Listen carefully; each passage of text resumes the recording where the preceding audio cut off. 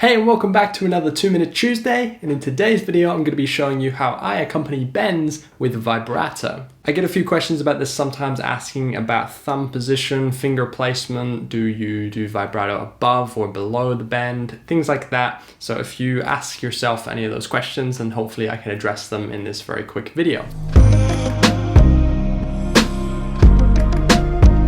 So before you even attempt to combine bends and vibrato together, you need to make sure that you're relatively good with both of them individually. So you need to be confident that your bends are on pitch and that you're able to do both wide and shallow vibrato going both up and down on your neck. So let's first talk about thumb placement. My thumb is usually over the neck, so I have a real solid grip of the neck, and my finger is always touching the bottom. You don't ever want to do a bend where there's actually a gap underneath your fingers here, because in doing that, you're sort of forced to use your fingers for the bend, and you definitely don't want to do that. You want the bend to come from the wrist. You're sort of doing this motion here, like so. So it's all about the wrist. Now, once you hit the peak of a bend, the next question is, do we push up or do we sort of release for the vibrato? And that's a good question. Generally speaking, I always push beyond the bend. So I'll hit the target note and then push a little bit farther, just a small bit. So you can see it's a very minimal movement. Now, of course, that works for general vibrato, but if you wanted to do a more wide vibrato, then you would push up and release. So you get something like this. So you see I'm sort of pushing up slightly and also releasing the bend as I go along. And you're bound to get string noise from the other strings, but that's really nothing to worry about. In the context of a piece of music, that really isn't going to matter too much. Now I also want to highlight that with the majority of bends, I use all three fingers here.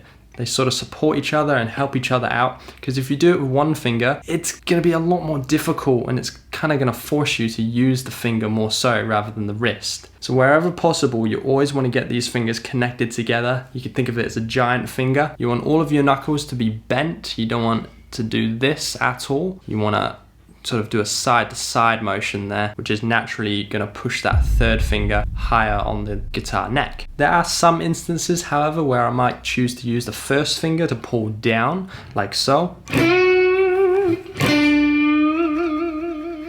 So I often sort of use those for maybe quarter or half bends. I'll sort of bend slightly and then give it some vibrato after, and for that I'm both pulling and releasing at the same time. So generally speaking, if you're going for a soft vibrato, you want to hit the target and then push beyond that target pitch. But if you're going for a wider vibrato, you want to hit the target note and both push and release one after the other. But you definitely don't want to go to the target note, push, and then pull the opposite direction. You're not pulling at all, you're always pushing. You're just sort of relaxing the pushing motion from your wrist. Similarly, if you're pulling downwards, you will always pull down. You will never need to push. You will only need to pull down and release. So let me go ahead and demonstrate some of these ideas now. Keep an eye out for my thumb, my fingers, and my wrist movement as I go along, and hopefully this will help you out in your own playing.